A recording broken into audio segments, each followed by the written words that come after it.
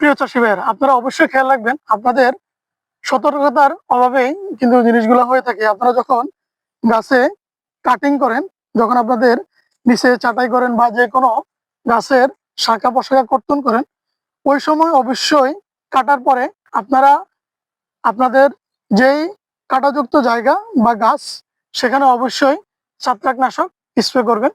এতে করে আপনার গাছে কোনো ধরনের রোগ বালাই বা ছত্রাকজনিত যে রোগগুলা, যেমন পচা রোগ, অন্যান্য যে রোগগুলা হয়ে থাকে, ওইগুলা থেকে অন্তত রক্ষা পাবেন, আপনার গাছ সুস্থ থাকবে।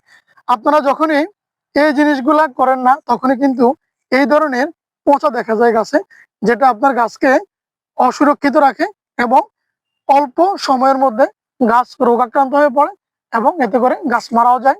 তো সেই ক্ষেত্রে আমি বলবো যেটা, আপনারা সবসময় গাছে কাটিং করার পরে, শাখা প্রশাখা কর্তনের পরে আপনারা ছত্রাকনাশক স্প্রে করবেন।